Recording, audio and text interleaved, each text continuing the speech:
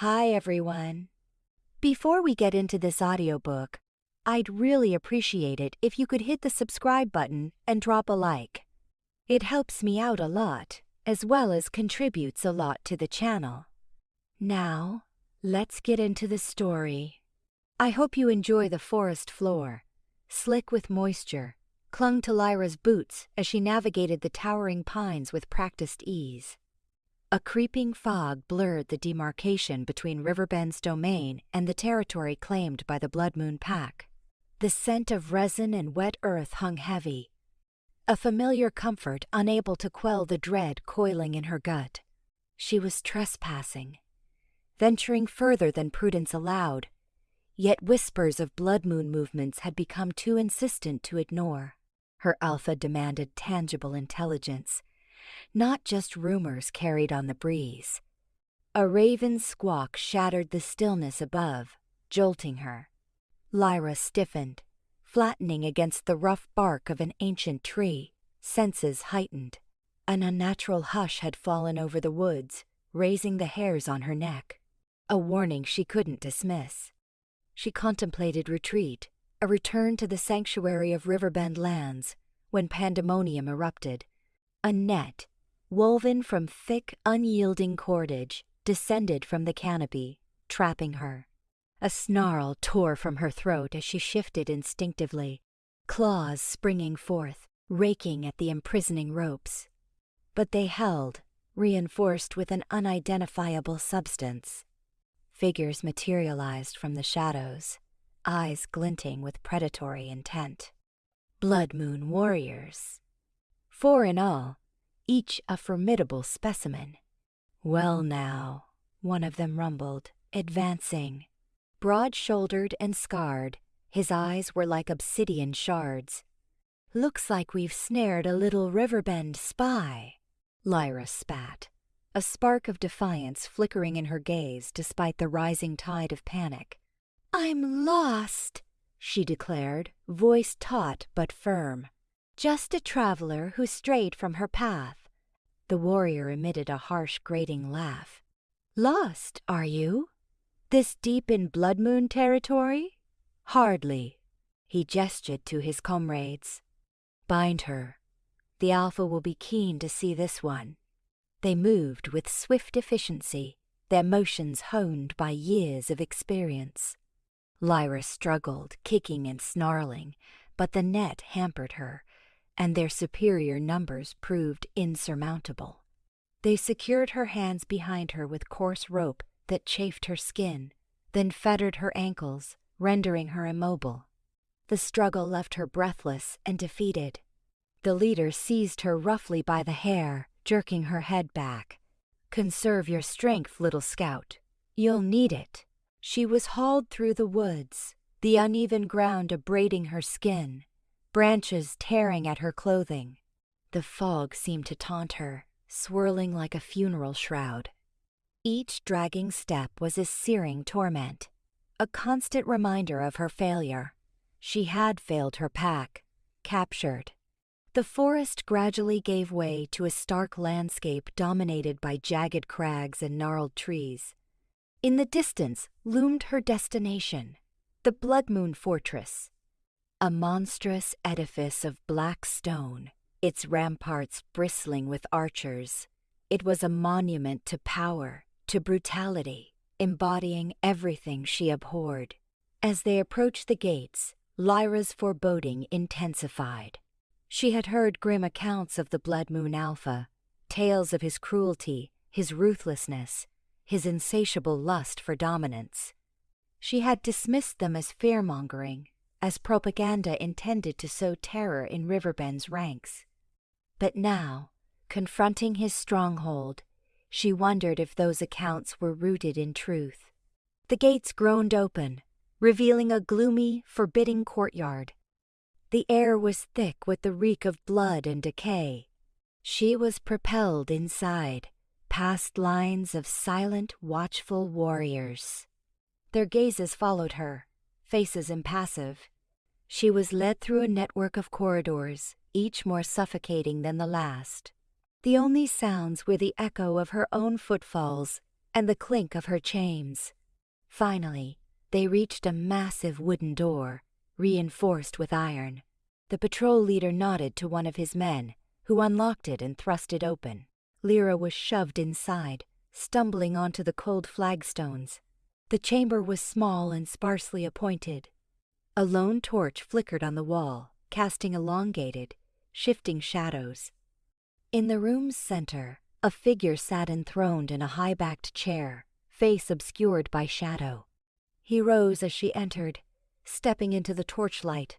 Tall and powerfully built, his features were sharp, almost predatory. His hair was the color of midnight, cascading to his shoulders in thick waves, but it was his eyes that arrested her attention.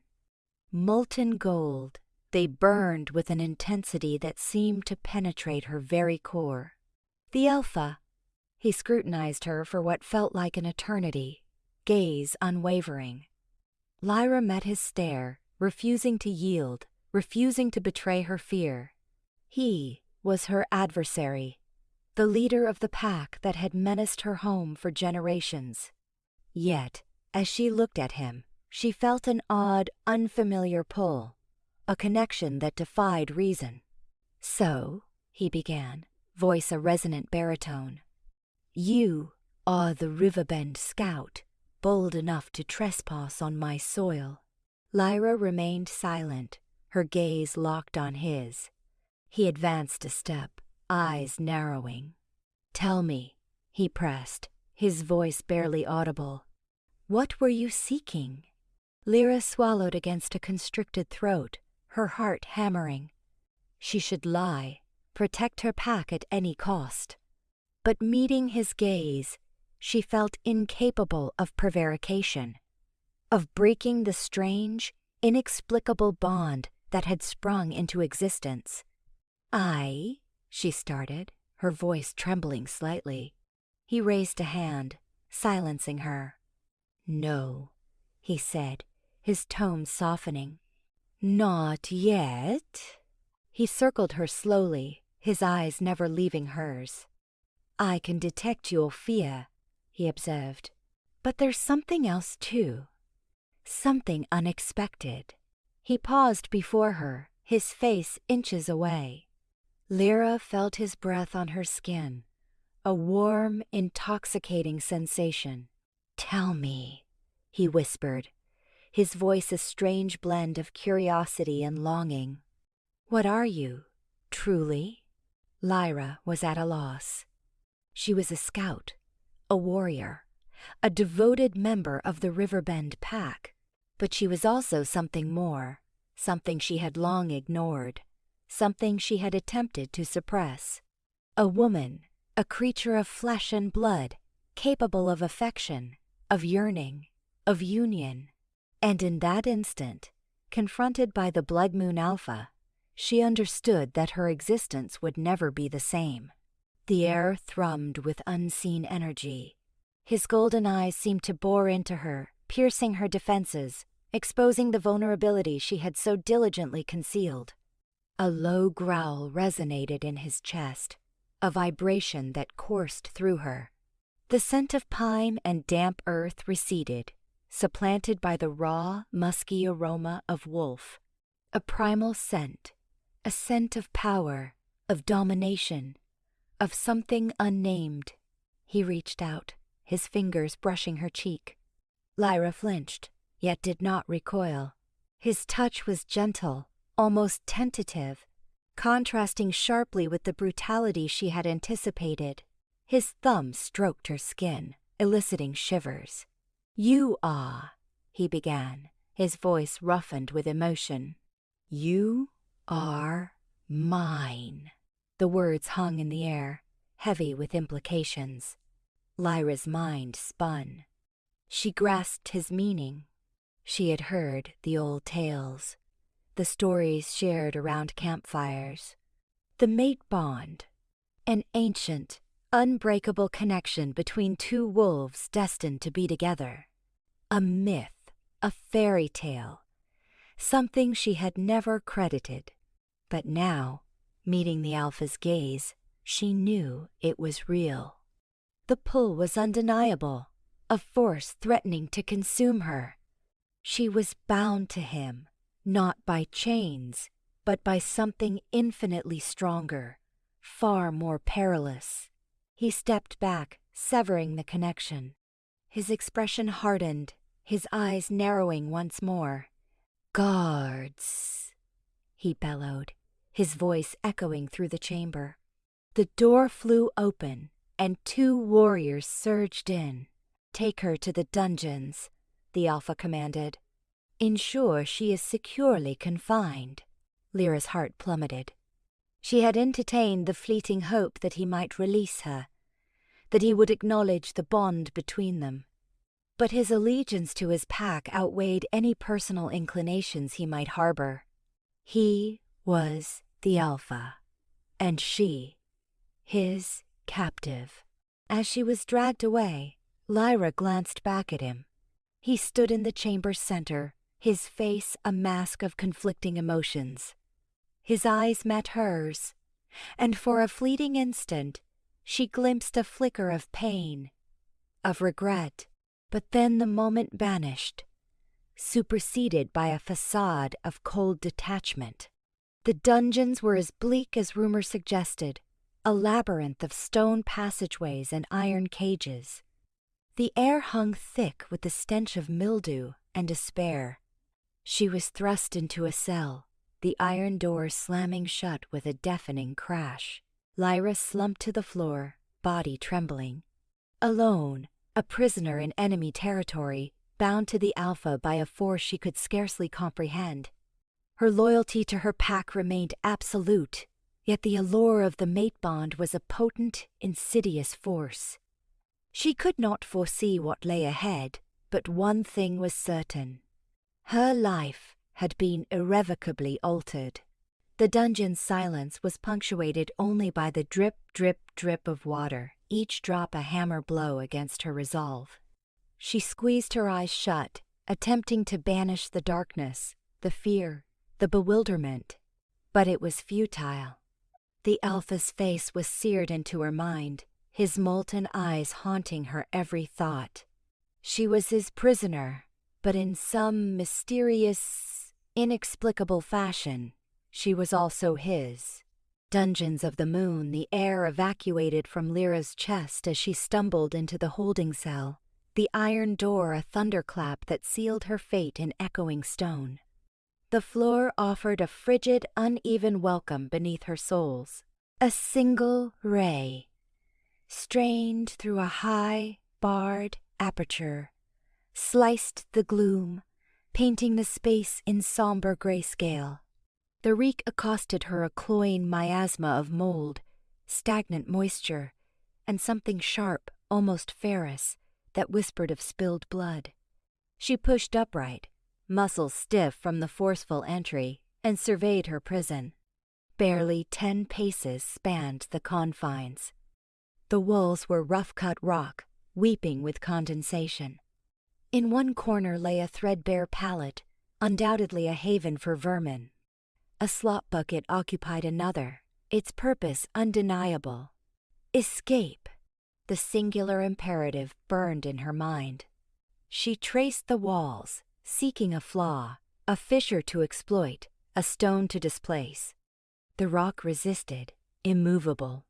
The mortar, crumbling in patches, offered no purchase. She tested the window bars, reaching high. Thick, frigid metal, sunk deep, unbudging. Frustration flared, a bitter taste on her tongue. A scout, agile and resourceful, she was never meant for confinement. She traversed the cramped space, her thoughts a whirlwind, seeking any overlooked angle, any forgotten detail. Think. Then a faint rasp arrested her attention, a whisper of movement in the shadows. She stilled, senses heightened. She wasn't alone. 2 points of light glittered from the darkness beyond the bars. Blood Moon sentinels, silent, watchful, their presence a heavy shroud in the already suffocating air. They held their tongues, remained motionless, simply observed. Their unnerving stillness eclipsed any direct threat. Wolves cloaked in human form, coiled springs ready to unleash. She refused to acknowledge their stare, denying them the satisfaction of witnessing her fear. Instead, she focused on the granite's chill against her palms, the damp leaching into her clothes, the hollow ache in her belly. She would not yield, would not betray a sign of weakness. Time lost meaning. Minutes bled into an apparent eternity. Only the infrequent drip and the subtle shifting of the guards punctuated the silence. Anticipation twisted in her gut. She recognized the inevitable visitor. Reese. What choice would he make? Would duty, the demands of his pack, prevail? Or would their bond, the undeniable, terrifying connection, sway him? She struggled to discern which outcome she dreaded more. Rejection, the severing of the mate bond, promised a pain beyond comprehension. But exploitation, becoming a mere pawn in his pack's machinations, would constitute a betrayal that shattered her very core. She slid to the floor, back pressed against the cold stone. Eyes shut, she banished the darkness, the silence, the relentless scrutiny of the gods. She conjured the Riverbend, the familiar essence of pine and rushing currents, the sun's caress on her skin. She envisioned her pack, their faces etched with concern. They would be searching. They wouldn't surrender. But what if they failed to locate her? What if Reese opted to keep her concealed, to leverage her against them? The thought sent a tremor of dread down her spine. She had to escape. She had to find a route back to her pack, back to sanctuary. A new sound cleaved the quiet, the purposeful thud of boots against stone, growing more distinct, closer. The guards shifted, their eyes fixed on the approaching figure. Lyra's breath snagged. He was here. The footsteps halted just outside her cell. The heavy door groaned open, and Reese materialized in the dim light. He dominated the entrance, a figure both imposing and inscrutable in the shadows. He offered no greeting, simply scanned her from head to toe, assessing. Lyra stood, heart hammering against her ribs, and met his gaze head-on. She would not grovel. She would not plead. She would confront him with the resilience she had always possessed. "Reese," she said, voice rasped but steady. He finally spoke, his voice a low rumble, like a wolf's warning growl. "Lyra." The silence thickened, laden with unshed words, conflicting impulses, the burden of obligation, and the siren call of the bond. "Why?" she asked, the question little more than a breath. "Why am I here?" He advanced, his eyes never wavering from hers. "You know why."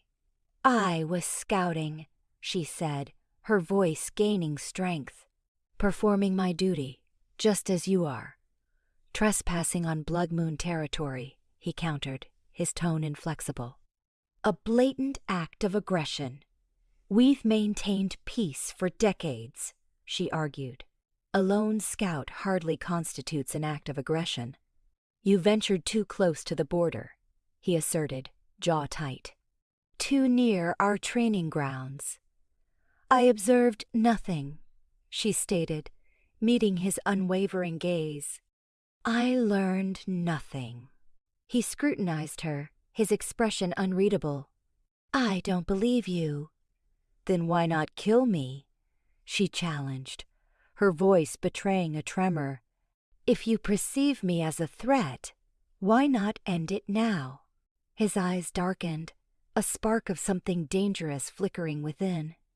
"Because I require information. I have nothing to divulge," she replied, her voice flat. "Everyone harbors something," he purred, his voice disturbingly gentle. "It's merely a question of discovering the right means to elicit it." He closed the remaining space between them. She could sense his heat, inhale his aroma, the essence of pine and embers, underpinned by something feral that both repelled and compelled her. "What do you want, Rhys?" she whispered. He reached out, his hand suspended near her face. She flinched but remained rooted. His fingers grazed her cheek, sending an electric surge through her. "I want the truth, Lyra," he breathed, his voice husky. "Tell me what you saw. Tell me what you know." She searched his eyes, seeking a glimmer of understanding, a vestige of the connection they shared. But she saw only duty, suspicion, and a flicker of something she couldn't quite name. "I have nothing to share," she repeated, her voice firm. His hand fell to his side, his features hardening. "Then you will remain," he said, his voice devoid of warmth. "Until you do." He pivoted and left, the iron door slamming shut, plunging her back into the abyss. The weight of his rejection, of his doubt, crushed her, heavier than the stone, colder than the floor. Alone, imprisoned, and bound to a wolf who questioned her, who might never trust her. But even amid her despair, a flame of defiance flickered. She would not break. She would not be manipulated. She would find a route to escape, to rejoin her pack, to prove her allegiance. And one day, she vowed, she would ensure Rhys regretted his choice. The Alpha's gaze, the cell door slammed shut, the clang of metal a stark punctuation to the silence, and Lyra's chest tightened. It wasn't fear that stole her breath, but a jarring, unwanted anticipation. Rhys. He dominated the threshold, a silhouette against the fading light, his shadow sprawling across the cold stone. Wordless, his very presence was an oppression, a tangible weight that seemed to leach the oxygen from the cramped space. Clad in unadorned leather, he nonetheless projected raw power, a contained fury that hummed in the air. His eyes, the shade of a churning ocean, swept over her with unsettling dispassion. "Riverbend," he finally rumbled, his voice a deep resonance that vibrated through her. "Tell me what you know."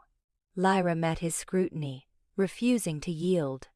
"I've told you, Alpha. I was scouting. I strayed across the line." Her voice remained even, but beneath it, a shiver betrayed her agitation. "The fabrication tasted like poison." Rhys advanced, shrinking the distance. A tangible tension coiled between them. Strayed? A Riverbend scout, straying into Blood Moon territory? A difficult notion to swallow, Lyra. He lingered on her name, the sound a grating rasp. He circled her slowly, a predator calibrating its strike.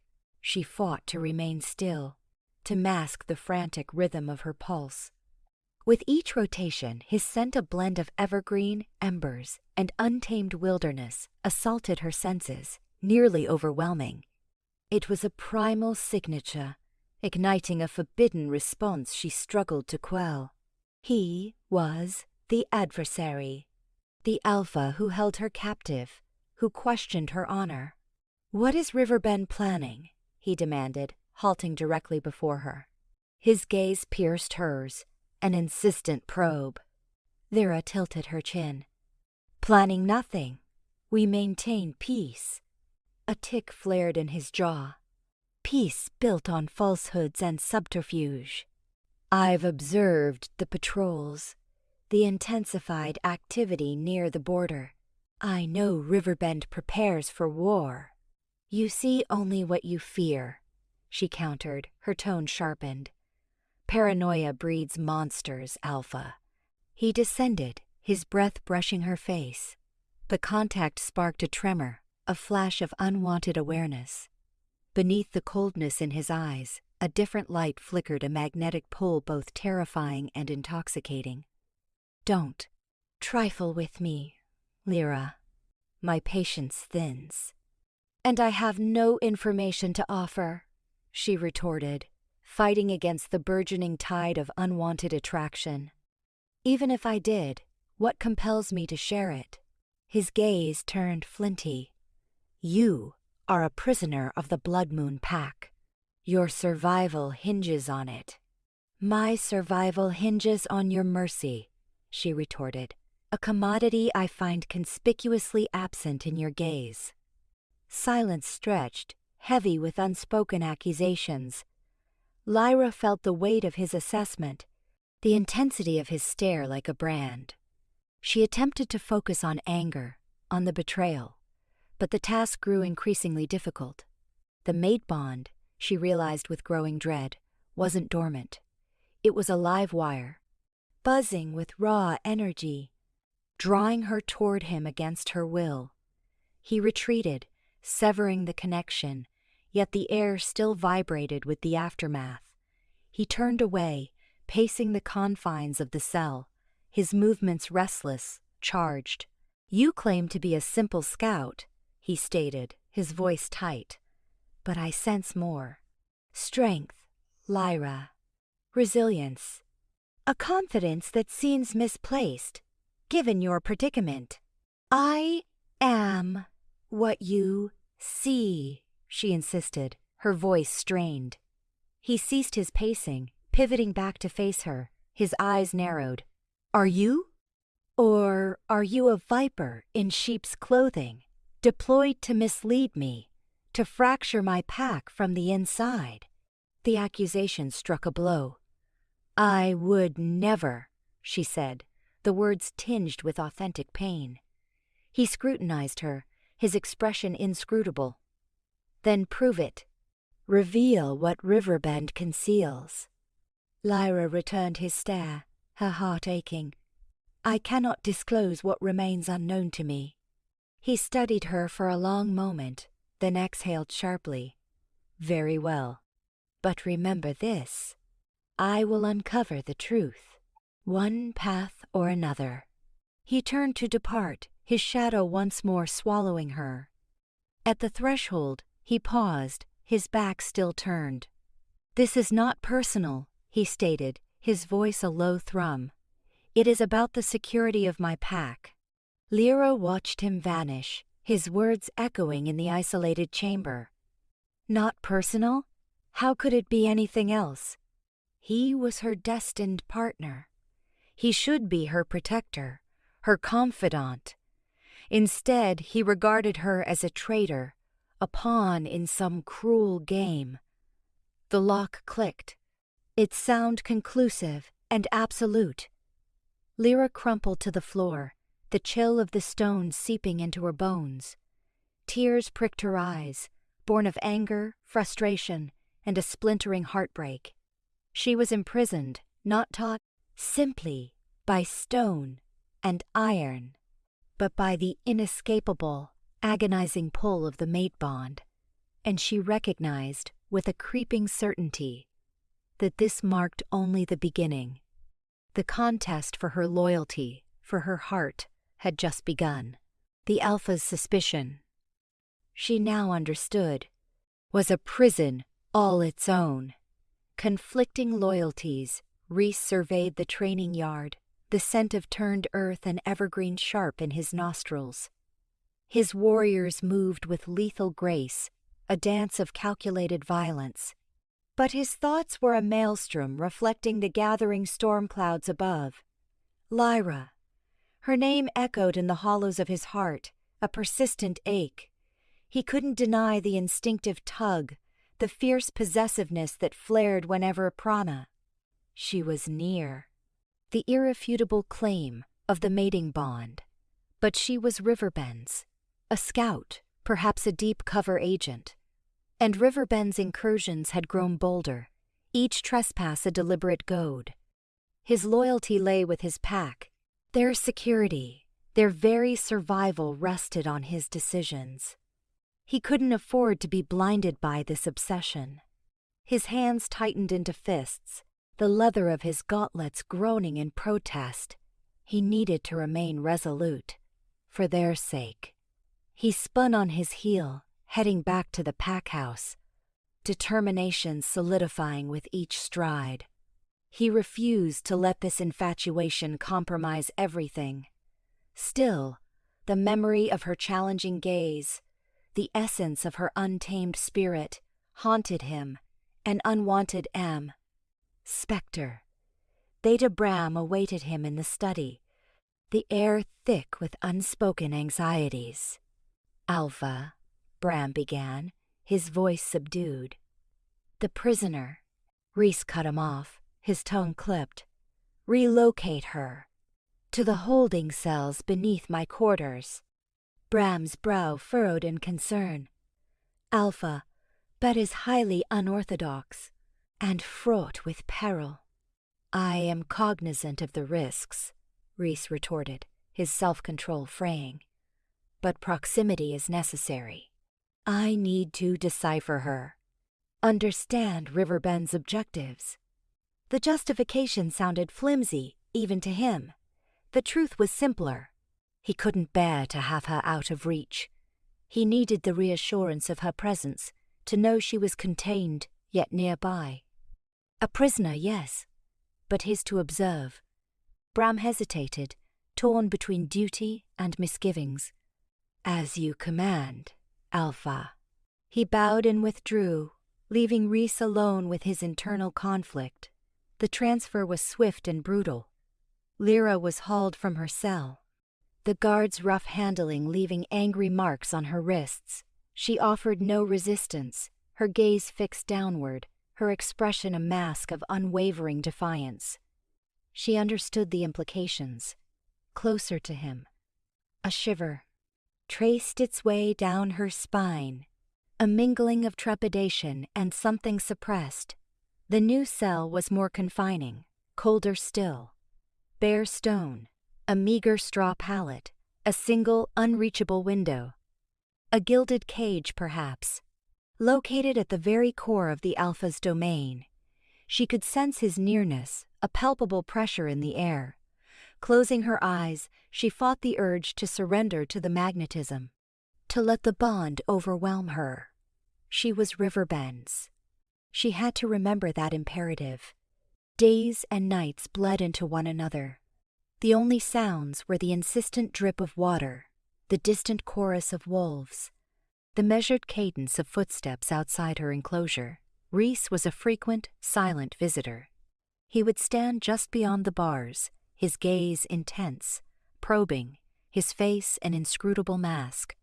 She met his scrutiny head on, refusing to betray any hint of vulnerability, any sign of the tempest within. One evening, as the setting sun painted the horizon in fiery hues, he appeared once more. He stood silhouetted against the fading light, radiating power and something more. Longing, perhaps? Was that even possible? He broke the silence, his voice a resonant growl that vibrated through her very core. "Why?" She tilted her chin, her eyes narrowing. "Why what? Why are you here? What does Riverbend intend?" His gaze burned into her, demanding the truth. She held his stare, refusing to yield. "I told you. I am a scout. I was reconnoitering." He scoffed, a harsh, mirthless sound. "Do you believe me a fool?" He closed the distance between them, his hand gripping the cold metal of the bars. "I know Riverbend is mobilizing. I can sense it. Tell me." She remained silent, her heart hammering against her ribs. She couldn't betray her people. Even if a part of her yearned to confide in him. He scrutinized her, his eyes clouded with a mixture of anger and something else. A fleeting shadow of pain? Disappointment? Releasing the bars, his hand fell to his side. "So be it," he said, his voice devoid of warmth. "But understand this, Lyra of Riverbend. Your silence offers no protection. It will only doom us all." He turned and departed, leaving her alone in the encroaching darkness, weighed down by his words. She sank to the floor, burying her face in her hands, tears pricking her eyes. She was ensnared, caught between her allegiance to her pack and the irresistible pull of the bond, between her obligation and her deepest desires. The following morning, as a guard delivered a meager ration of stale bread and water, Lyra noticed a small, elaborately carved wooden bird lying just outside her cell. A Riverbend emblem, a signal. Hope flickered within her. A fragile flame in the gloom. Someone knew her location. Someone was coming. But as she reached for the bird, she saw Rhys emerge from the shadows. His eyes reflecting a chilling realization. He knew. He had known from the Fram. Start. He stepped forward, crushing the bird beneath his heel. The sound reverberated in the silence, a final crushing act of betrayal. He regarded her, his face a study in anguish. "Do you comprehend now, Lyra?" he asked, his voice barely audible. "There is no escape, only us." Her breath caught in her throat. He spoke the truth. There was no escape, not from him, not from the bond, not from the impending conflict. She was trapped, and utterly, hopelessly lost. Her gaze locked with his, and in that instant she recognized not an adversary, but a mirror reflecting her own despair, the divided loyalties tearing them both asunder. Whispers of shadow the flagstones throbbed faintly beneath Lyra's cheek, an icy cradle against which she sought oblivion. Sleep, a treacherous haven, offered only fragmented replays of the raid, faces of the fallen, Rhys's unnerving gaze. But consciousness was no kinder. A relentless torment of captivity, seasoned by the persistent awareness of the Alpha's nearby presence. A restless shift rustled the sparse straw beneath her. The air, a cloying blend of earthen dampness and an untamed musk that spoke of Rhys, pressed in. Above, garbled voices spiraled down through the thick stone. Blood Moon sentinels. More Shadowfang sightings, west border again. A voice grumbled, low and guarded. A sharper tone cut in. They're carrion birds pecking at the fringes, waiting for the Riverbend feud to bleed us dry. Lyra froze, every nerve alight. Shadowfang. The very name was a frigid hand on her spine. Outlaws, infamous for their brutality and contempt for ancient laws, they preyed on the vulnerable, leaving scorched earth and shattered lives in their wake. She'd gleaned fragments of their ascendance, their territorial ambitions fueled by the endless strife between Riverbend and Blood Moon. "Alpha Rhys is conferring with the border patrols," the first voice droned on. "They claim the Shadowfang are bolder, more coordinated. Whispers of a new Alpha, with a genuine lust for dominion. Let them come," the second voice snarled. "They'll learn the taste of Blood Moon steel." As the warriors moved on, their voices receding, Lyra was left alone with the chilling implications of their words. The Shadowfang, a threat to both factions, poised to exploit the discord for their own nefarious ends. She knew their methods, their pitiless nature. Riverbend bore the scars of their past incursions, deep wounds that time could not fully heal. Rhys. His name echoed in her thoughts, a discordant blend of resentment and something akin to concern. Arrogant, controlling, her jailer, yes. But also the Alpha, burdened with the mantle of his pack's survival. And the Shadowfang presented a danger he couldn't ignore. Heavy footfalls descended the stairs, the unmistakable rhythm of Rhys's approach. Her heart hammered against her ribs, a frantic tattoo in the suffocating silence. He came daily to interrogate, to seek intel on Riverbend's strategy. But this was different. This was a common enemy, surpassing petty territorial disputes. The stone door groaned open, Reese's silhouette filling the doorway. Even in the dim light, his presence was imposing, his features sharp and inflexible. His eyes, usually ablaze with fierce intensity, seemed veiled, troubled. "Lyra," he rumbled, his voice a low tremor that vibrated through the cramped space. She remained prone, a silent act of defiance against his command. "Reese," she replied, her tone devoid of inflection. He halted several feet away, his presence dominating the cell. "We've received reports," he began, his voice tight. "Shadowfang activity, escalating near the western border." She remained silent, observing him, dissecting his reaction.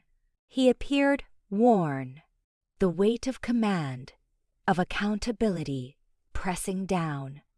"They're growing reckless," he continued, his jaw rigid. "Raiding homesteads, ambushing patrols, testing our limits." Lyra finally met his gaze, her eyes narrowed slits. "And you believe I possess knowledge of this?" she inquired, a faint barb in her tone.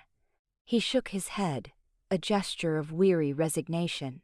"I'm unsure what to believe," he admitted, his voice softer than she recalled ever hearing. "All I know is that you stand here, a Riverbend scout, as a new menace arises, one that could consume us all." The frankness in his tone, the vulnerability flickering in his eyes, unsettled her. He was more than an alpha, a warrior, a captor. He was a chieftain, confronting a crisis that jeopardized everything he held sacred. "The Shadowfang should not be underestimated," she warned, her voice low and grave. "They are merciless, volatile. They will exploit any fisher." He studied her intently, his gaze piercing. "And what fisher do you perceive, Lyra?" She hesitated, caught between loyalty to Riverbend and the undeniable pull she felt towards him, towards this man who was both antagonist and, impossibly, fated mate. "The animosity between our packs," she spoke finally, her voice barely audible. "It's a diversion. It renders us susceptible." He nodded slowly, acknowledging the truth in her statement. "And you believe they will capitalize on it?" "I know they will," she affirmed, her voice unwavering. "They've been biding their time, anticipating this opportunity. They covet territory, and they care not whom they obliterate to achieve it." He remained silent for a long moment, his eyes fixed upon her. She witnessed the gears turning in his mind, the calculations, the strategies. He was assessing the peril, evaluating his choices. "Tell me what you know," he demanded finally, his voice low and pressing. "Tell me everything." Lyra faltered again, the internal conflict raging. To betray Riverbend, even to alert Reese about the Shadowfang, felt like a sacrilege against everything she represented. But to remain mute, to permit the Shadowfang to exploit the conflict and unleash devastation upon both Paxi, that was unimaginable. She looked at him, at the burden etched into his features, the responsibility he bore. He was her foe, yes, but he was also a leader, striving to safeguard his people. And in that instant, she discerned a flicker of something else in his eyes, something that mirrored her own dread, her own desperation. "They are commanded by a heartless alpha named Vorlog," she began, her voice barely a whisper. "He is cunning and ambitious. He has been amassing strength for years, enlisting outcasts and rogues, building an army." As she spoke, she felt a shift within her, a severing of the bonds that had tethered her to her past. She remained a prisoner, still an adversary, but she was something more. She was a guardian, a warrior, and she would not stand idly by while the Shadowfang brought ruin to the lands she knew and loved. Even if it entailed betraying her own pack, even if it entailed standing alongside the Alpha who held her captive. The whispers of shadow had become louder, more ominous, and Lyra knew, with a chilling certainty, that the storm was imminent. Eavesdropping truths stone pressed close on all sides, the chamber's hard surfaces amplifying every murmur.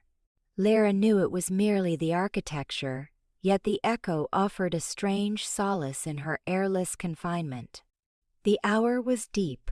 Dwindling torchlight in the hallway cast elongated, wavering shapes across the walls, a macabre dance mirroring the chaos within her mind. Sleep remained a distant shore.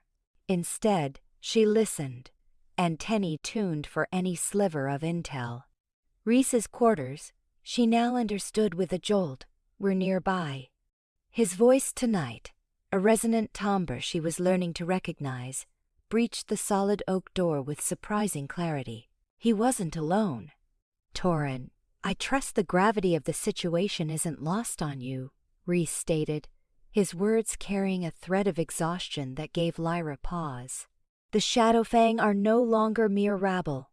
Vorlog is hungry. He's testing our defenses, seeking a fracture." Torin, his beta, responded, his voice, a steady anchor to Rhys's restless energy. "Patrols have been doubled. Alpha, we are prepared." Prepared is a starting point. A sharp edge returned to Rhys's tone. "We need information. Vorlog isn't foolish enough to risk outright conflict without an advantage. What is it?" Lyra edged closer to the wall, pulse hammering against her ribs. They spoke of the Shadowfang, of Vorlog. The knowledge locked within her could tip the scales, yet the notion of betraying her kin, of actively assisting Bloodmoon, left a bitter taste in her mouth. A pregnant pause hung in the air, thick with unspoken worries.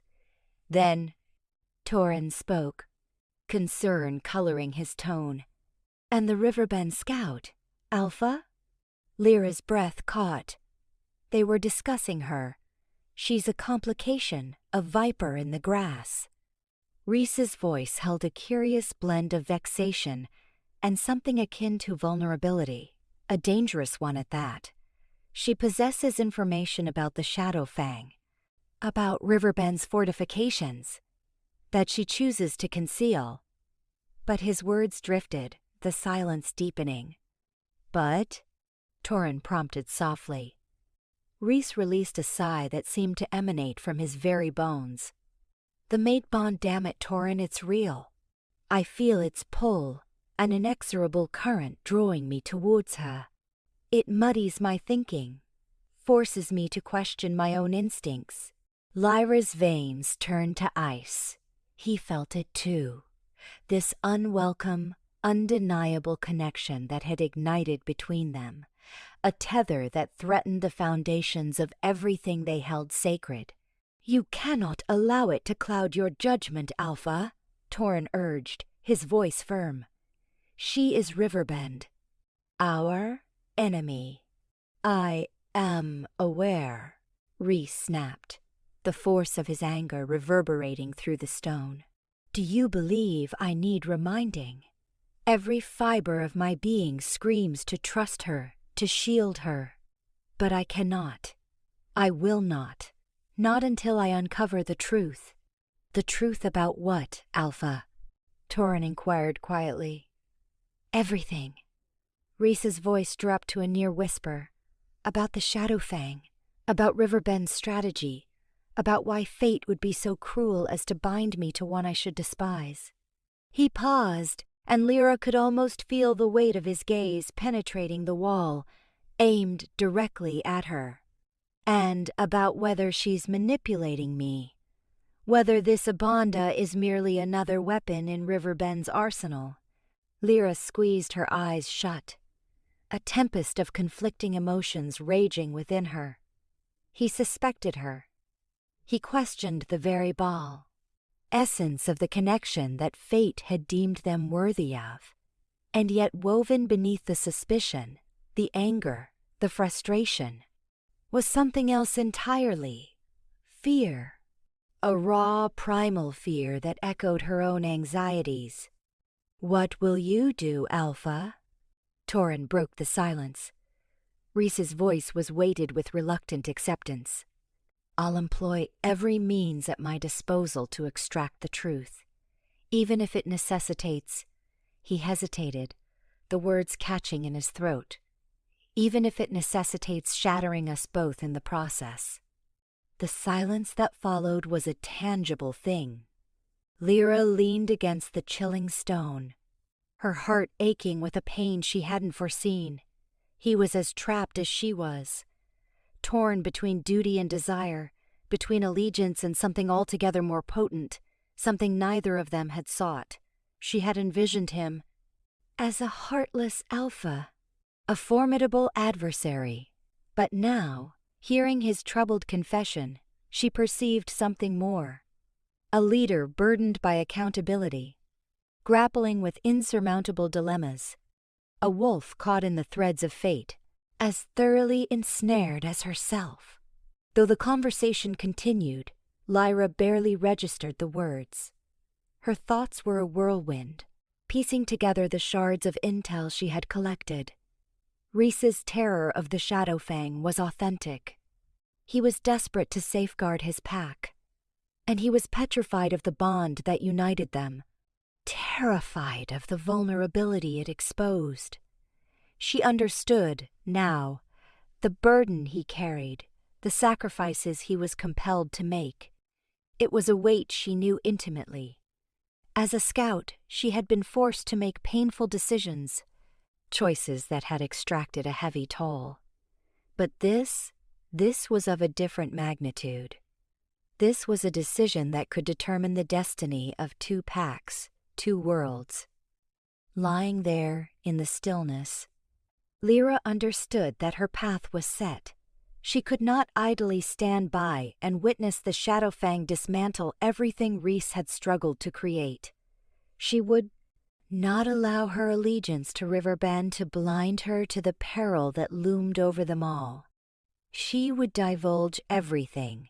She would gamble with his mistrust, his fury, his dismissal. She would place her faith in the bond, however fragile, however undesired, that connected them. Because faced with a mutual enemy, loyalty to a pack felt insignificant compared to the survival caw of all. And perhaps, just perhaps, the survival of something more. Something that had begun in captivity but was blossoming into something altogether deeper. The torches guttered and died, engulfing the hallway in shadow. But Lyra's determination burned brighter than ever. She was no longer merely a prisoner. She was a player in a game of a far grander scale. And she was prepared to take her turn, even if it meant betraying everything she held dear. Shadowfang's first strike the prison floor shuddered, the tremor preceding a subterranean growl that vibrated in Lyra's very core. Unlike the bay of a blood moon wolf, this sound oozed a feral hunger Shadowfang. Panic, sharp and biting, constricted her chest. She lurched upright, ear pressed to the frigid wall, attempting to pinpoint the sound's origin. Outside, pandemonium reigned. Bellows, snarls, the brutal clang of steel on bone. The air crackled with violent energy. Rhys. He would be in the thick of it, shielding his kin. Yet even the fierce Blood Moon warriors were ill-equipped for the Shadowfang's vicious methods. Vorlog's rabid pack fought with unrestrained savagery, empowered by dark sorcery and a ravenous bloodlust. Lyra's thoughts accelerated. She possessed insight into their strategies, having trained alongside Riverbend scouts, learning their ambush predilections, their common formations. Confined to this cell, she was neutralized, a helpless observer as potential allies met their doom. The combat sounds intensified, creeping closer. A Blood Moon warrior's agonizing cry was abruptly extinguished. Lyra gasped. Inaction was impossible. "Reese!" she bellowed, her voice raspy, scarcely audible amidst the cacophony. "Reese, listen!" A momentary hush descended, a fragile respite in the maelstrom, then Reese's voice, strained and tight with fury, sliced through the air. "What is it, Riverbend?" "They're outflanking the west wall. Shadowfang utilizes that tactic. They'll exploit the ravine for concealment." Another pause, drawn out this time. Lyra pictured Reese, his face a taut mask, assessing her words, battling his inherent distrust. Every saved second was priceless. Delay equaled death. "How do you possess this?" "Information?" he demanded, suspicion lacing each word. "I know their depraved maneuvers. I fought alongside Riverbend warriors against them. Trust me, Reese.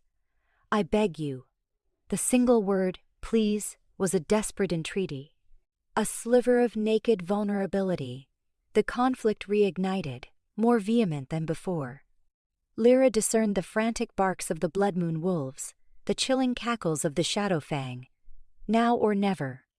"Dispatch warriors to the ravine. That once. And fortify the northern gate. They'll endeavor to breach it," she screamed, her voice cracking with urgency. "They will utilize their berserkers as living siege rams." Silence. Her heart hammered against her ribs, each thud a desperate supplication. Then, a curt command, laced with the Alpha's authority, reverberated across the courtyard. "Fortify the west wall. Double the guard at the northern gate. Move!" A spark of hope ignited within Lyra, a fragile ember in the prevailing gloom. He heeded. He trusted. For now. The ensuing minutes unfolded in a blur of frenzied activity. The auditory landscape of battle morphed, the tide beginning to shift. Lyra continued to relay tactical insights, drawing upon her combined knowledge of Riverbend and Shadowfang methods, guiding the Blood Moon warriors as best she could from her captivity. "They'll simulate a strike on the eastern flank. Do not be deceived. It is a ruse. Watch for the Shadowfang berserkers impervious to agony. Target their legs. Incapacitate them."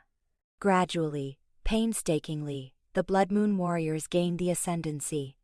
The Shadowfang assault, initially overwhelming, began to unravel. The invaders' initial advantage evaporated against the Blood Moon's strengthened defenses. Lyra could discern the changing dynamics, the growing resolve in the Blood Moon growls, the waning savagery of the Papal. Shadowfang howls. Finally, after an agonizing eternity, the fighting began to taper off. The clamor of battle receded, replaced by the moans of the injured, the labored breaths of the survivors.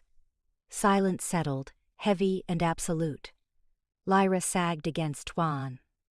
The wall, her frame trembling from exhaustion and the lingering surge of adrenaline. She had contributed to the Blood Moon Pack's defense. But at what sacrifice? The cell door lock clicked open.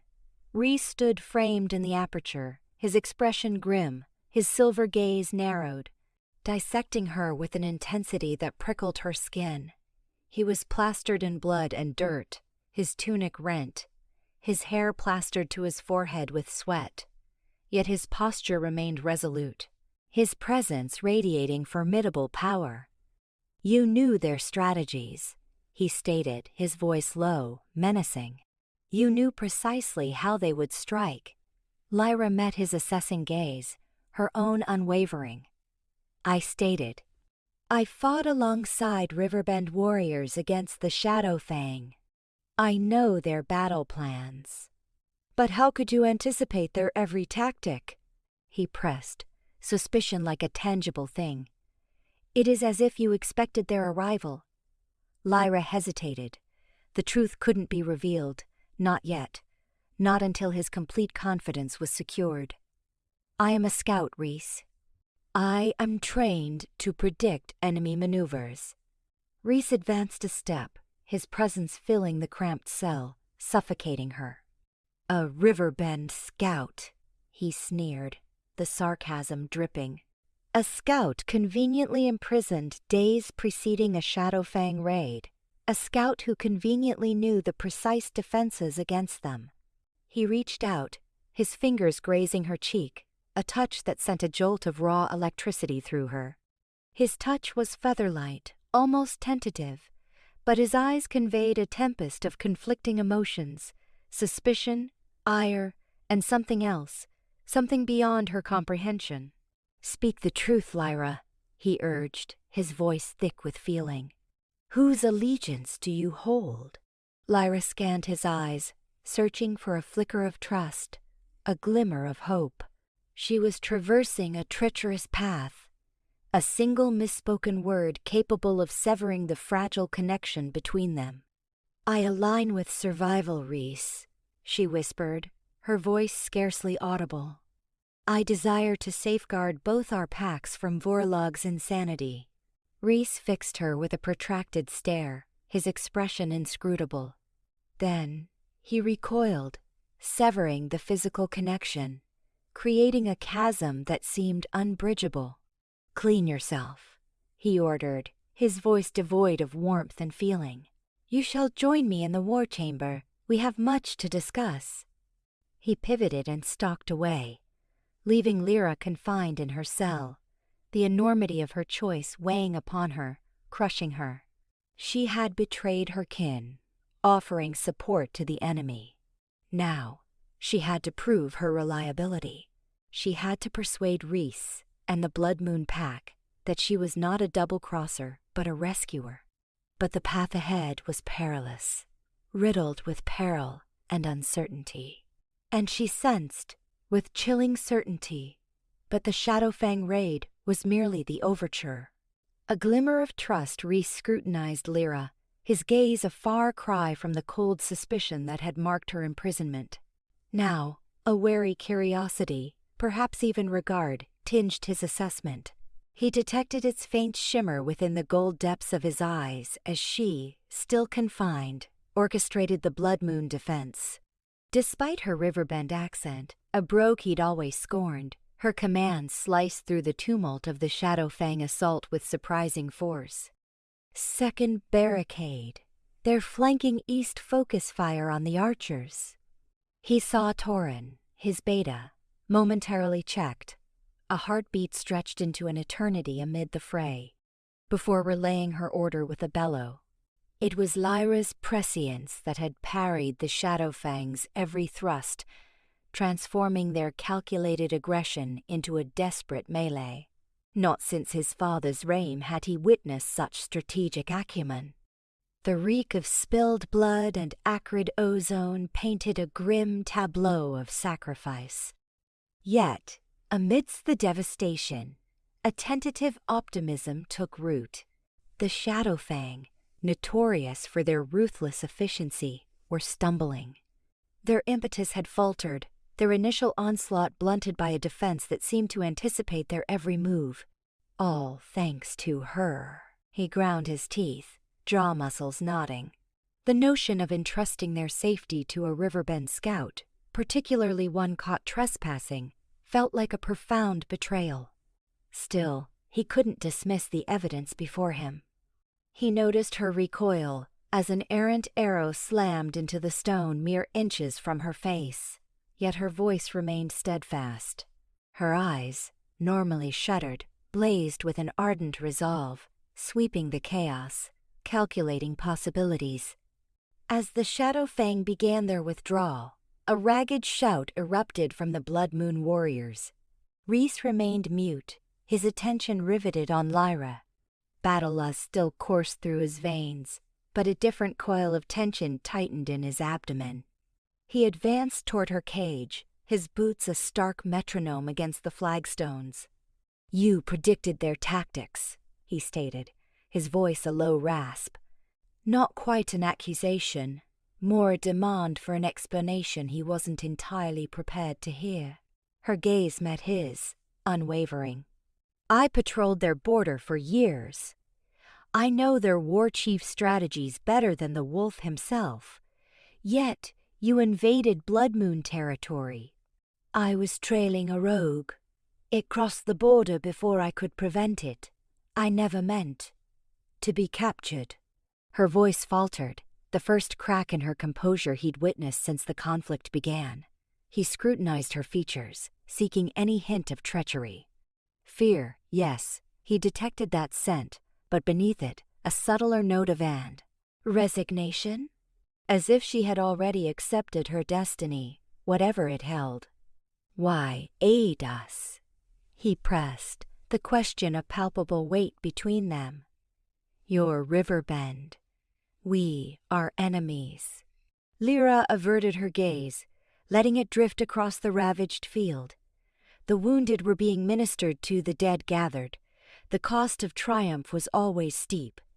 "Because," she murmured, her voice scarcely audible above the cries, "of the injured. Whether we are Riverbend or Blood Moon, we are still wolves. And those Shadowfang, they would have decimated everyone. Warriors, pups, elders, all." He weighed her words. They held a ring of truth, yet suspicion lingered. Could he truly rely on her? Could he gamble the safety of his pack on the word of a Riverbend scout, even one who had averted their annihilation? "You fought with valor," he conceded, the words feeling stiff on his tongue. "Your mind for strategy, it has worth." Lyra pivoted back to him, her eyes searching his, probing. "Does that mean you trust me?" He hesitated. Trust was an indulgence he could ill afford. "Not yet. It means," he articulated slowly, deliberately, "that you have earned a sliver of trust. But it's fragile, Lyra, easily shattered." He marked the flicker of disappointment in her eyes, quickly veiled. She comprehended, as did he, that this was only the inception. The Shadowfang strike had been repulsed, but the war was far from concluded. And he, Rhys, alpha of the Blood Moon Pack, now found himself tethered to a Riverbend scout by a filament of reluctant faith and a burgeoning, undeniable pull. A perilous confluence, one that could deliver salvation or utter ruin. He pivoted away, unable to withstand the intensity of her regard a moment longer. The mantle of leadership settled heavier than ever across his shoulders. He needed to shield his pack, even if that demanded impossible choices, even if it entailed entrusting their fate to an enemy. As he departed, he sensed Lyra's gaze boring into his back. He knew she watched, anticipating his next move. And he knew, with a cold certainty that sank into his marrow, that his decision would determine the destiny of both their packs. The night deepened, casting elongated shadows across the carnage. The odor of death remained, but now, interwoven with it, was something different. The merest hint of hope, a tenuous, dangerous hope, forged in the crucible of war and the fragile accord between two adversaries. A hope that Rhys was hesitant to embrace. Scars of the past, the silence within the Alpha's den felt like a held breath, shattered only by the hearth's sputter and the distant wolf song carried on the wind. Lyra perched warily on the edge of the firs, their scent a persistent echo of Rhys, a constant memento of her confinement and the bewildering magnetism she felt towards him. He was a stark figure against the window, the lunar glow sculpting his broad back into a study of shadow and sorrow. "You showed grit out there," he finally rumbled, the sound stirring the very air. "Especially considering you're supposed to be the enemy." Lyra's hackles rose, the lukewarm praise doing little to soothe the burn of his lingering suspicion. "I fought to survive. And because the Shadowfang curs threatened this territory, this land, Riverbend would have bled too if they'd broken through." He pivoted, the silver of his eyes catching the firelight, holding fathomless depths. Is that the whole truth, Lyra?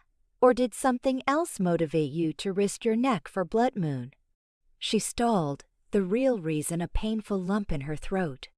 The mate bond, that inexplicable tether that mocked logic and allegiance. How could she articulate it when she herself barely grasped it? I don't know, she confessed, the words a ragged exhalation. Rhys closed the distance, his very presence thickening the air, making it hard to draw a breath. He halted a few feet away, close enough for her to feel the furnace of his body heat, close enough to read the lines of exhaustion bracketing his eyes. I see it, Lyra. The link. I feel it too. But trust is a fragile thing, not when my pack has paid so dearly because of Riverbend's actions. Then tell me, she pressed, her voice gaining purchase. Tell me what Riverbend did. Tell me why this chasm of hate exists between us. All I have are whispers, tattered tales passed down. I want the truth unveiled. He recoiled, as if struck. Turning away, he raked a hand through his dark mane. It's a protracted saga, Lyra, one steeped in blood and betrayal's dark brew. I have time, she countered softly, settling deeper into the furs. And I suspect I need to comprehend. He was quiet for what felt like an age. Then he crossed to the hearth, violently disturbing the embers with a wrought iron poker. Sparks ascended, mirroring the maelstrom in his gaze. It all began generations prior, he started, his voice a low lament. Before my grandfather's time, even. Riverbend and Blood Moon weren't always adversaries.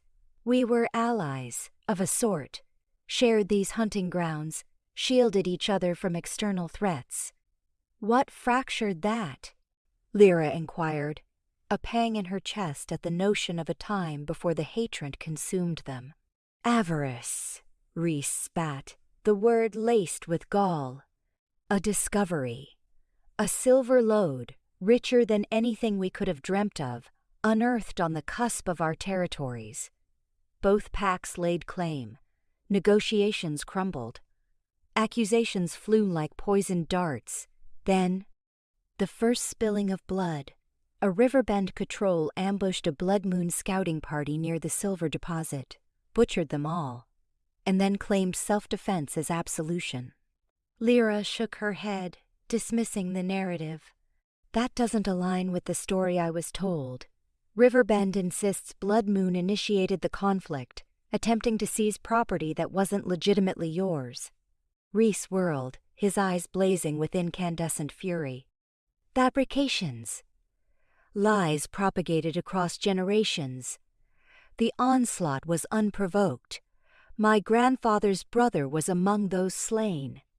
His demise ignited a conflagration that hasn't been quenched since. He paused, inhaling deeply, attempting to rein in his tempestuous emotions. The firelight pirouetted across his visage, etching into sharp relief the lines carved by grief. The silver vein became a theater of war. Years of skirmishes, of raids and retaliations. The earth drank deep of crimson. Ultimately, the vein was exhausted, yet the animosity endured. It festered, poisoning everything it touched. And you, Lyra breathed, her voice a mere thread. You bear the weight of all of it. He inclined his head, his gaze plummeting to the floor. When I ascended to Alpha, I pledged to safeguard my pack, to avenge the sins of the past. But all I've accomplished is perpetuating this cycle of carnage. Every raid, every death, it's all etched upon my conscience. He drifted back to the window, gazing out at the forest bathed in moonlight. I've lost so much, he continued, his voice raw with anguish. My parents, felled in a Riverbend assault when I was just a whelp. My uncle, who raised me, perished defending our boundaries. My closest friend lost to the Shadowfang a year ago. Lyra rose and approached him with caution. She yearned to reach out, to offer solace, but hesitated, unsure of its reception. "Reese," she murmured softly, I'm truly sorry."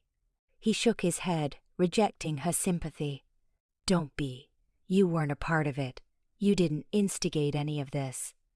Yet, you are Riverbend. And that complicates everything to an unbearable degree." He faced her, his eyes swimming in a vortex of pain and yearning.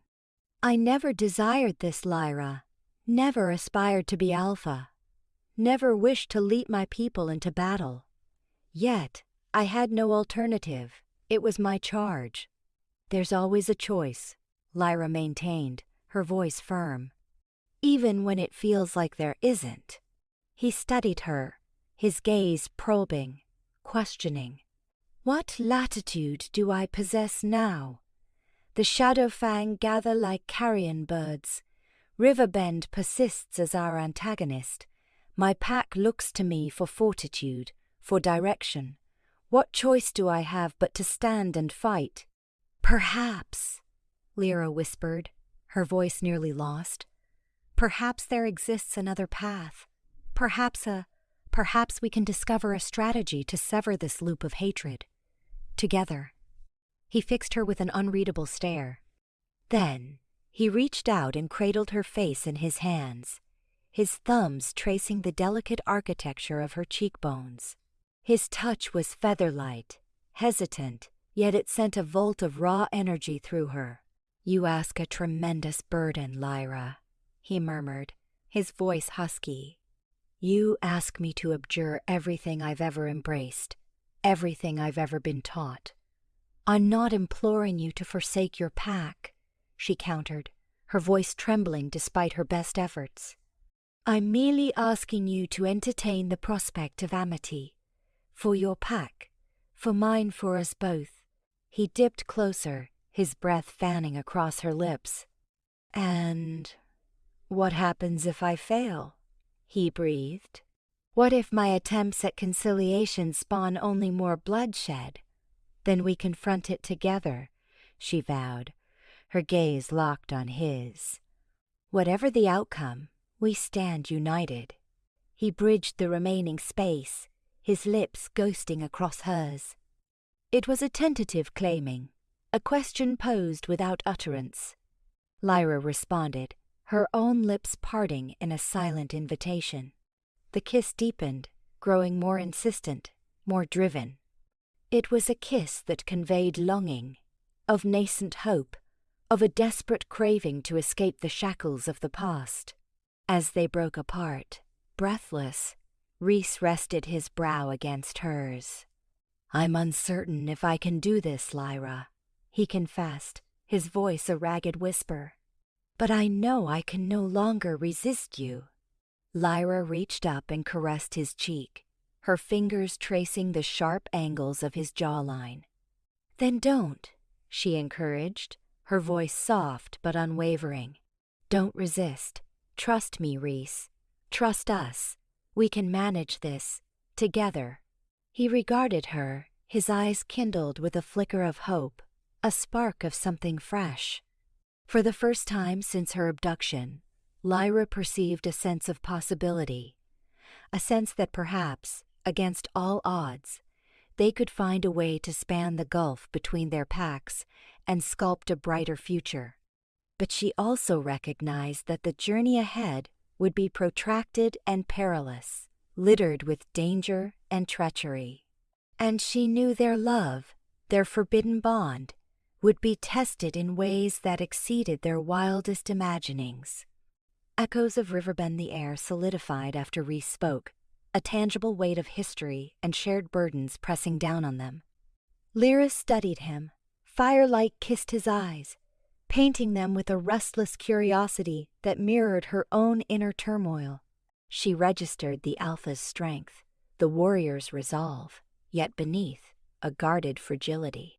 "You possess your pack's chronicle," she began, her tone hushed, almost diffident. "Permit me to offer mine." She recounted Riverbend, Not the fabled haven he likely envisioned, but a constant battle for sustenance in a land of meager offerings. She detailed gaunt winters, fruitless hunts, elders meticulously dividing scant rations, and the ever-present dread of blood moon incursions. "We weren't born warriors, Reese," she stressed, her gaze firm. "We were tillers of soil, families. The silver a bane, not a boon. It attracted eyes, kindled avarice. We sought no war, we simply yearned to exist."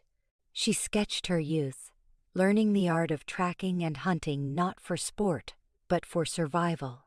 She remembered her father, worry etched into every line of his face, forever scanning the horizon for impending danger. She recalled her mother's narratives, tales of amity before the feud, when Riverbend and Blood Moon engaged in commerce at the boundaries. "She believed the silver tainted our minds, setting kin against kin," Lyra breathed, the recollection a piercing ache. She detailed the rigorous training, the tireless drills, the unceasing pressure to cultivate strength, to prepare for the inevitable, not from a hunger for conflict, but a fear of its devastation. "Every Riverbend scout carries a legacy etched in sorrow," she confided. "Each patrol echoes with what we forfeited, what we risk losing anew." Lyra paused, inhaling deeply. "My father a casualty of a border clash 5 years prior." Her voice fractured, Payne's echo still vibrant. "A Blood Moon patrol. They claimed trespass. A fabrication, I swear it." Reese remained an enigma, his expression an unreadable mask. She couldn't discern understanding, concern, or whether he merely categorized her as a captive, a piece in a larger strategic game. "I joined the scouts to shield Riverbend," she pressed on, her voice gaining strength, fueled by years of suppressed grief and indignation. "To ensure no others endure the loss of parent, sibling, family. I sought to halt the cycle of bloodshed, yet the means eluded me." Her eyes implored, begging for comprehension. "I know your perception of us, Reese. You deem us adversaries. But we are not monsters. We are merely striving to endure, akin to yourselves." The fire popped, the sole sound within the den's confines. The atmosphere hummed with unspoken sentiment, the crushing weight of intertwined history, and the impossible connection forging between them. At last, Reese broke the silence, his voice a low rumble. 5 years passed. A border incident occurred. A Riverbend scout perished. The assertion was trespass, poaching upon our lands. Lyra's breath hitched. "My father wasn't hunting. He pursued a wounded deer. It strayed across the line. He would never knowingly trespass." Reese's jaw clenched. The patrol leader's account cited an armed, hostile subject.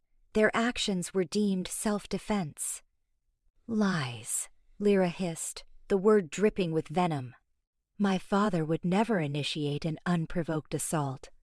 "Perhaps," Reese yielded, his voice a shade softer. "Or perhaps both sides interpreted events through a skewed lens. Both are swift to shed blood, quick to embrace the worst assumptions." His words reverberated within her. Doubt, an insidious sprout, began to unfurl in her thoughts. Had grief blinded her, colored her judgment with ingrained animosity? Could her father's demise be more nuanced than she'd ever permitted herself to believe? "What do you crave, Lyra?" Reese probed, his gaze intense. "Beyond survival, beyond retribution, what resides within your deepest desires?" She hesitated, the question resonating in the hidden chambers of her soul. "I long for peace," she murmured, the words raw with longing. A future unmarred by the dread of the Blood Moon name for my children. Where Riverbend and Blood Moon exist as neighbors, not adversaries. Rhys turned away, his back a steady in tension. Shadowplay danced across his face, obscuring his expression. She couldn't penetrate his thoughts, decipher his feelings. An idealistic fantasy, Lyra, he stated, his voice laden with cynicism. Generational animosity cannot be erased with mere words. Yet a beginning must be forged, she pleaded, her voice trembling. Someone must disrupt the pattern. Why not us? He remained unmoved, his shoulders rigid. The burden of command, the expectations of his pack, weighed heavily upon him. She sensed the internal battle raging within, the clash between duty and yearning. "Share your aspirations, Lyra," he requested finally, his voice gentler. "Speak of your dreams when free from conflict, when beyond mere existence." Surprise flickered within her at his request. It felt like an invitation, a glimpse into a realm beyond the enmity and violence. "I yearn to witness the ocean," she confessed, her voice a bare whisper. "Tales are all I know, yet I envision vastness and boundlessness, a place to lose oneself in the horizon's embrace." She confided her desire to unlock the Riverbend Library's ancient texts, to decipher their hidden knowledge. She spoke of cultivating a garden, nurturing life instead of extinguishing it. "I desire to create something beautiful, something enduring," she revealed, her voice imbued with nascent hope. "Something unshaped by war." Rhys turned back, his eyes reflecting a complex mosaic of emotions. He saw beyond the Riverbend scout, beyond the enemy, glimpsing a woman of dreams, hopes, and a vulnerability mirroring his own. "Perhaps," he breathed, barely audible, "perhaps peace is not such a naive fantasy after all." He approached, his presence overwhelming. The mate bond throbbed, a palpable force pulling them together. He reached, his hand suspended near her face, as though hesitant to make contact. "It will demand a price, Lyra," he warned, his tone low and laced with danger. "A sacrifice you may not be prepared to make." She met his gaze, her heart a frantic drum. She understood his meaning. Peace with Blood Moon equated to betraying her lineage, her pack, everything she held dear. But gazing into his eyes, she realized she was already halfway there. The echoes of Riverbend still resonated, yet a fresh melody was emerging, a song of hope, of love, of an impossible future with the wolf who held her captive, the wolf who was also her mate. Shadowfang's fury the ground shuddered, not from geological forces, but from the thunderous cadence of countless paws striking in unison. Confined to her unexpectedly opulent chamber, Lyra felt the tremor resonate deep within her. A visceral alarm intimately familiar. The Shadowfang war drums. She leaned against the cool stone, each breath a shallow, fragile thing. Riverbend. Her family. Were they prepared? Had Rhys's relay of her warning sufficed? A tortured howl, a defiant cry against the encroaching dark, tore through the air nearby. Not a border scuffle, but a brutal, unrestrained invasion. Panic threatened to consume her. She had to know the extent of the damage. She had to witness it for herself. Rhys found her moments later, his expression etched with worry. "They've overwhelmed the perimeter," he stated, his voice strained. "The Riverbend settlements are their initial targets, a ploy to stretch our defenses." Lyra's hopes plummeted. The settlements, full of innocents, the frail, the younger. "I must go," she blurted out, desperation clinging to her words. "I have to assist them." Rhys's jaw tightened. "Impossible." It's far too treacherous. Treacherous for whom, Reese? She challenged, her voice rising in pitch. For me, or for you? Do you fear I'll flee back to Riverbend? A flicker of something akin to pain crossed his usually intense gaze. I'm attempting to safeguard you, Lyra. Safeguard me? She scoffed. By imprisoning me while my pack is decimated? That's not protection, Reese. It's a gilded cage. Before he could retort, a resonant voice sliced through the charged air. Her words ring true. Alpha. Eamon stood framed in the doorway, his very presence radiating a quiet command that even Reese appeared to acknowledge. He seemed older, his face a roadmap of hard-won battles, but his eyes still shone with the keen intellect she remembered. Flanked by 2 Blood Moon warriors, his attention remained solely on Lyra. Eamon, Lyra whispered, relief flooding her. You're here. Indeed, he replied, his gaze softening momentarily as it met hers. I have heard of your actions, the risks you embraced. I acted as conscience dictated, she affirmed, holding his gaze. For Riverbend, for everyone. Eamon turned toward Reese, his features hardening. Alpha, he addressed him, a barely veiled hostility coloring his tone. I understand that you have kept my packmate in confinement.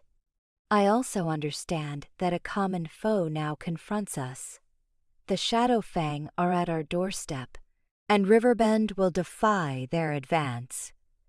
Reese regarded Eamon, his expression a closed book. The very air thrummed with unspoken resentments.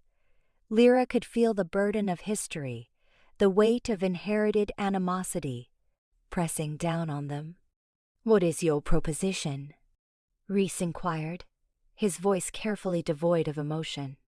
That you release Lyra, Eamon countered, his gaze unwavering.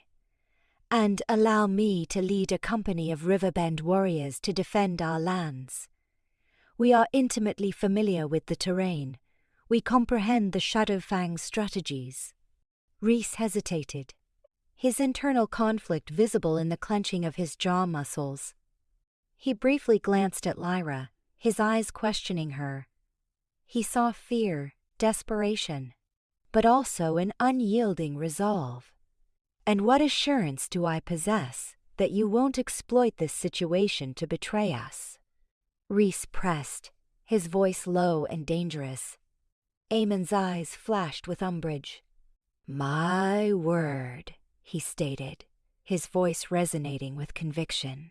And the knowledge that if Riverbend succumbs, Blood Moon will be next in their path. Silence stretched, thick and oppressive. Lyra held her breath, her destiny, and perhaps the fate of both packs, teetering on the precipice. Finally, Reese relented with a reluctant nod. The gesture etched with distaste. Very well, he said. You have sanction to command a defense force. But know that I will be watching you, Eamon. And any shade of disloyalty shall meet swift and utter reprisal. Eamon gave appraisal. Curt nod, his expression unreadable. Understood, Alpha. He turned to Lyra, his eyes softening once more. Come, Lyra, there is much we must prepare for. As they departed the chamber, Lyra felt Reese's gaze boring into her. Back.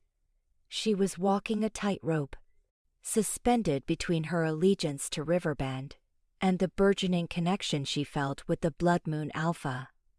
Outside, the clamor of battle grew louder. The air hung heavy with the acrid scent of smoke and the metallic tang of blood. Lyra witnessed warriors scrambling to arm themselves, their faces grim with determination. They are concentrating their efforts on the western flank, Eamon said, his voice clipped and professional, attempting to sever our supply arteries and isolate the central village. The chink in the armor, Lyra murmured, her mind racing. They always exploit the point of least resistance. They underestimate our resolve, Aemon said, a glint of pride in his eyes. Riverbend has weathered storms greater than this, and we shall endure this one as well. But Lyra could discern the worry masked in his eyes, the burden of leadership etched across his brow. He was a leader, a protector, yet he was still one man facing a relentless tide. "What is the strategy?" Lyra inquired, her voice steady. Aemon halted, turning to face her. "The strategy," he announced, his voice low, "is to fight, to safeguard our home, to extract recompense from the Shadowfang for every inch of ground surrendered." He paused, his gaze hardening. "And to never forget, Lyra, who our true enemies are." Lyra returned his gaze, her heart aching. She understood his meaning. He would fight alongside the Blood Moon, but trust would remain elusive. He would never forget the generations of animosity, the uncounted lives claimed in the ceaseless cycle of violence. And as the drums of war reverberated in the distance, Lyra wondered if genuine peace remained attainable, or if she was destined to remain forever caught between two worlds, two allegiances, two loves. The Shadowfang's wrath was upon them, and in its wake, all she held as certain stood to be shattered. An unlikely alliance acrid fumes clawed at Lyra's throat as she trailed Aemon through the ravaged fringes of Blood Moon territory. She choked back a cough, drawing her homespun tunic tighter. The skeletal remains of buildings etched against the bruised canvas of dawn. The air tasted of ashes and dread. She recognized the primal fear in the eyes of the Blood Moon warriors they passed, the hunted look of prey at bay. "They struck with brutal speed," Aemon said, a grim edge to his voice, raking soot through his hair. Lyra simply nodded, her gaze encompassing the destruction. Not just structures, but the very land itself bore deep scars. This wasn't a mere raid, it was calculated annihilation, a declaration scrawled in fire and ruin. Cresting a rise, they overlooked what had been a vibrant village, now a smoldering sepulchre. Rhys stood at the precipice of the wreckage, shoulders like granite, his face a frozen mask of fury. His warriors moved around him like phantoms, cataloging the damage, tending to those still living. Lyra hesitated, but Aemon advanced, boots grinding on blackened earth. "Alpha Rhys," he said, respectful yet firm. "The perimeter is secure. No Shadowfang remain." Rhys pivoted, his silver eyes molten with rage, fixing on Lyra. She met his stare, a tremor running through her, but refusing to yield. Remaining had been a betrayal of sorts. Yet, the pull she felt, the truth that resonated within her, bound her to this place. To him. Riverbend. Rhys' voice was a low growl. "Mopping up our mess." "We offer aid," Aemon countered, his tone unwavering. "The Shadowfang are a threat to us both. Division is our doom." Rhys stood silent, his gaze fixed on the horizon. The wind whipped his dark hair into a frenzy, giving him a feral aspect. Lyra saw the conflict raging within him, the clash between ingrained distrust and the crate. Brutal reality before them. The Shadowfang. Rhys finally breathed, his voice barely audible. "They've evolved. This is beyond raiding parties. They are coordinated, disciplined, driven by a purpose beyond simple need." He turned back, eyes reflecting a chilling understanding. "They seek our extinction." Tension crackled. Lyra held her breath, anticipating his decision. It was a choice that could shatter generations of animosity or damosity. Them all. "Riverbend," Rhys declared, a newfound resolve ringing in his voice. "I propose an alliance." A wave of shock pulsed through the Blood Moon warriors. Disbelief and fury contorted their faces. Murmurs swelled, a rising chorus of dissent. Alliance? With Riverbend? A burly warrior bellowed, stepping forward. They are our enemies. Our ancestors spilled blood on their soil. Reese's command cut through the noise, laced with alpha authority. The warrior recoiled, but the anger lingered, a simmering undercurrent. This is not the time for ancient grievances, Reese continued, his gaze sweeping his pack. The Shadowfang represent a far greater danger. They will not rest until both our packs are obliterated. He paused, his eyes hardening. I am your alpha. You will obey. The air hung thick with resistance, a tangible weight, but none dared to openly defy him. Loyalty, ingrained over years, kept them in check even as doubt consumed them. Reese turned to Lyra, his expression unreadable. Lyra of Riverbend, he said, his voice formal. You possess knowledge of their strategies, their strengths. You have proven your utility. He hesitated, searching her eyes. I offer you a choice. Return to your pack as my emissary. Share what you've witnessed. Tell them the Blood Moon Pack is willing to stand with them against the Shadowfang. Lyra's heart surged with a mix of hope and trepidation. This was the opportunity to bridge the gap, to forge a future. Yet, a pang of fear resonated within her. Returning to Riverbend as Reese envoy, she'd be walking into a trap, branded a traitor by her own kin. And if I decline, she whispered. Reese's eyes darkened. Then you remain my captive. Your knowledge retains value, but your potential diminishes. He was testing her, gauging her allegiance. He needed to know if she would truly betray her own for him, for the prospect of peace. Lyra met his gaze, her heart pounding a frantic rhythm against her ribs. She knew the answer. She had seen the devastation, the unrestrained brutality of the Shadowfang. She couldn't stand idly by and watch both packs be annihilated. I will go, she stated, her voice ringing with conviction. I will return to Riverbend and deliver your message. A flicker of something akin to relief crossed Reese's face, but vanished in an instant. He nodded curtly. Amen, he said, turning to the Riverbend warrior. Escort her. Ensure her safe passage. Inform your alpha that I expect a swift reply.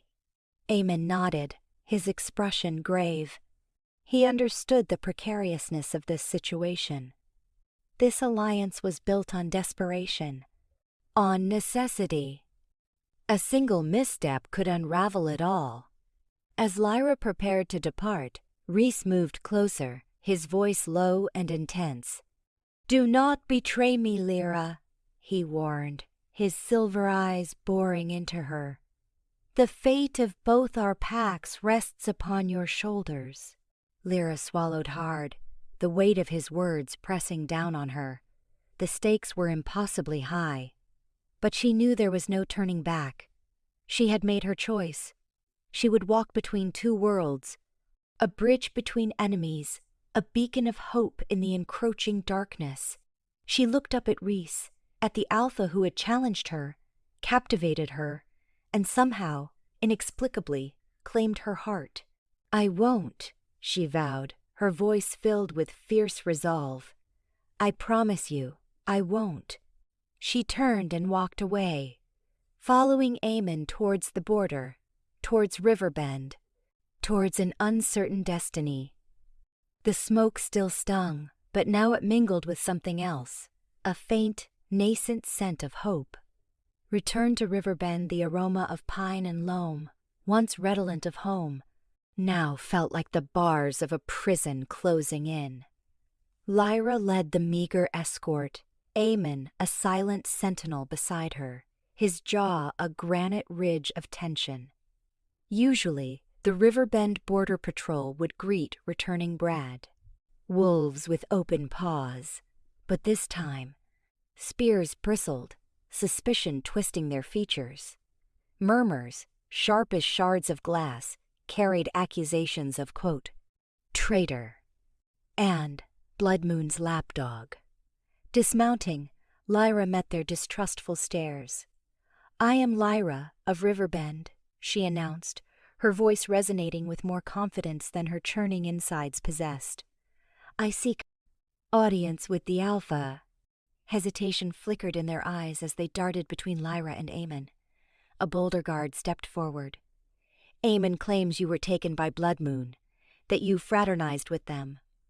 I was held captive, Lyra corrected, her tone hardening.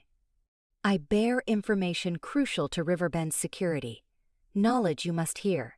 After what felt like a lifetime, the spear lowered, but the distrust remained, a palpable weight. As they journeyed along familiar trails through Riverbend territory, each landmark echoed with memories of the life she had valued and risked. An oppressive weight settled as they neared the settlement. The mingled sense of her pack, usually a comforting embrace, now formed a barricade of doubt. Silence blanketed the village square as they entered, every gaze a physical weight on Lyra. Her mother stood at the edge of the throng, her face a canvas of heartache and disapproval. The sight wounded Lyra more deeply than any claw could. Alpha Bram, his face a roadmap of worry, advanced. Lyra, he greeted, his tone devoid of warmth. You have returned. Eamon states you possess news of importance. I do, Lyra affirmed, meeting his gaze squarely. The Shadowfang, their tactics have evolved. Their attacks are calculated, merciless. They seek not territory, but the annihilation of packs. A wave of disbelief washed over the crowd. Shadowfang is a pest, not a pest. Predator, someone scoffed. Bloodmoon whispers poison to divide us. Lyra clenched her fists, fighting for composure. This is not falsehood. I witnessed their strength. I saw the devastation they visited upon Bloodmoon. We are next. Eamon stepped forward, eyes ablaze with fervent conviction. She speaks of Bloodmoon's ruin? Perhaps she abetted it.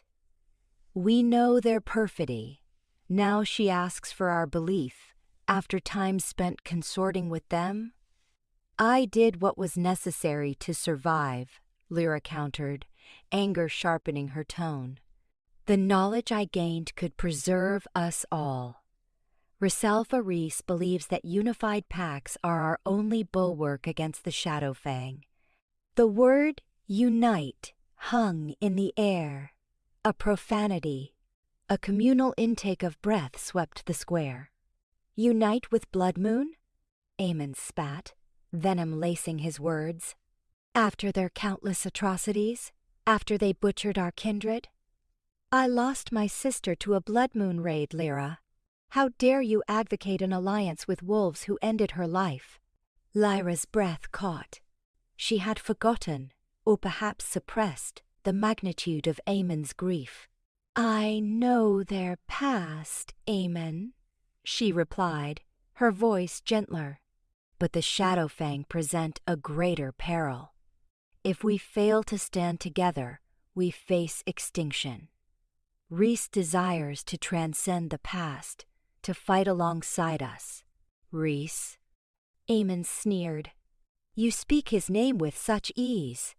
Have you lost sight of your own identity, Lyra? Or have you become one of them? I am still Riverbend, Lyra insisted, her voice gaining strength. But I am also informed. I have glimpsed the Shadowfang's capabilities. We must not allow ancient animosities to blind us to the looming threat. Alpha Bram stepped forward, his features etched with uncertainty. Lyra, your words are disturbing. But Bloodmoon has been our adversary for generations. Alliance is inconceivable. Is obliteration more palatable? Lyra challenged, desperation infusing her voice. We must consider the option, Alpha. We must, at the very least, listen. Listen to what? Eamon bellowed, closing the distance between them. To fabrications and treachery? She is tainted, corrupted. She is no longer one of us. That's not true, Lyra cried, tears welling. I am trying to safeguard us. By betraying our values? Eamon retorted, contempt evident. By aligning with the wolves who have shed our blood? The crowd surged, their faces a confluence of fury and anxiety. The air thrummed with tension, the specter of violence looming. Enough! Alpha Bram roared, his voice echoing across the square. Lyra, you will be confined to the holding cells pending a decision regarding your fate. Eamon, you will remain as her custodian. Ensure she has no contact with others. Lyra's heart plummeted. She had failed utterly. She had returned to save her pack, only to exacerbate the discord. As the guards escorted her away, she saw the naked betrayal in her mother's gaze, and despair enveloped her. She was trapped, straddling two worlds, powerless to rescue either. The scent of Riverbend, once a sanctuary, now reeked of ashes and regret. The holding cell was chilly and dank, the stone walls amplifying her desolation. She sat upon the crude cot, gazing at the solitary barred window, the sliver of sky offering no solace. She had braced herself for resistance, but not for such profound loathing, such resolute refusal to contemplate an alliance. Eamon's words reverberated in her mind. She is no longer one of us. Was there truth to it? Had she changed irrevocably? Had her time with Rhys, and her blossoming feelings for him, forever fractured her allegiance? A shadow darkened the cell door. Eamon stood there, his expression inscrutable. He carried a bowl of water and a piece of hardened bread. Eat, he commanded, his tone flat. You'll need your strength. Lyra looked at him, pain clouding her eyes. Eamon, please. You must credit my words concerning the Shadowfang. This transcends Blood Moon. It concerns our very survival. He placed the bowl on the floor, avoiding her gaze. I believe you act on conviction, he conceded, his voice marginally softening. But you are misguided, Lyra. You are blinded by whatever you discovered with those wolves. It isn't like that, Lyra protested weakly. How could she articulate her bond with Rhys, the connection defying pack boundaries and generations of animosity? How could she convey something she barely comprehended herself? Eamon sighed, running a hand through his hair. I cannot fathom you, Lyra. You possessed such strength, such devotion to Riverbend, and now, he trailed off, shaking his head. I no longer recognize you. He turned to leave, but Lyra called out, her voice desperate. Eamon, please. Consult with the scouts. Inquire about the patrols encountered near the border. The Shadowfang are growing bolder. They are testing our defenses. Eamon paused, his back to her. I'll consider it, he said, his voice barely audible. Then he was gone, leaving Lyra alone in the oppressive darkness. The weight of her failure crushing her spirit. The scent of pine and earth now mingled with the acrid tang of fear. Crossing the line, the air vibrated with unspoken menace as Rhys and his guard approached the Riverbend demarcation. The familiar balm of pine and loam now carried the acrid bite of Riverbend's animosity. From the moment they entered the clearing, he felt their gazes, sharp and critical, like ice picks on his skin. A bulwark of Riverbend warriors greeted them, their expressions hard, spears leveled. At their forefront stood Eamon, jaw clenched, eyes blazing with a hatred that struck Rhys like a physical blow. Rhys halted, his own warriors arraying behind him in a silent testament to their power. He offered an open palm, a gesture of goodwill that seemed paltry in the face of such deep-seated loathing. "I am Rhys," he declared, his voice amplified by alpha authority, "and I come to parley for alliance." Aemon's laughter rasped, devoid of warmth. "Alliance? After years of spilling our blood, seizing our lands, stealing my sister." The words were venomous darts, each striking a painful chord within Rhys. Rhys suppressed a wince, the burden of past conflicts weighing heavily. He'd anticipated resistance, but the raw anguish in Aemon's gaze served as a stark reminder of the deep chasms separating their packs. "I understand your resentment, Aemon. I grieve for your sister. But the Shadowfang offer no quarter. They will disregard our ancient feuds as they shatter our borders. Unity is our only hope for survival." A ripple of unrest stirred through the Bull Riverbend ranks, a blend of apprehension and yearning. Rhys perceived the doubt warring with ingrained hostility in their eyes. Aemon, however, remained an unyielding bastion. "And why should we place faith in you, Blood Moon Alpha?" "You speak of accord now, when dominion has always been your sole aim." "Because I know what looms on the horizon," Rhys countered, his tone resolute. "I have witnessed the Shadowfang's might. They are a force unlike anything we've encountered. Divided, we are doomed. United, a chance, however slim, remains." He paused, allowing his words to settle, then added, "This is no easy ask. Distrust is your right. But I pledge on my blood, on my pack's honor, that my intent is sincere to forge an alliance that will ensure our collective survival." The silence stretched, taut and oppressive. Rhys felt the weight of Aemon's scrutiny, the unwavering inspection of the Riverbend warriors. He stood firm, refusing to yield, his heart a drum against his ribs, a rhythm of both hope and trepidation. Just as he braced himself for outright rejection, a voice cleaved through the tension. "Enough!" Every head swiveled towards the source. Lyra stood at the clearing's edge, flanked by 2 guards, her eyes burning with defiance. Even diminished by imprisonment, she exuded a resilience that stirred Rhys's spirit and broke his heart simultaneously. Aemon wheeled on her, his face a mask of rage. "Lyra, what madness is this? You should be confined, not displaying yourself before our enemy." "I am here to speak truth," Lyra retorted, her voice clear despite the tremor in her hands. "The truth you so stubbornly deny.